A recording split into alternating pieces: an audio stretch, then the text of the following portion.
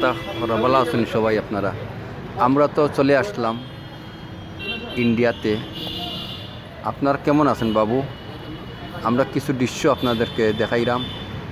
প্রিয় দেশবাসী, আমরা ইন্ডিয়ার রাজধানীতে আমরা অতিক্রম করছি।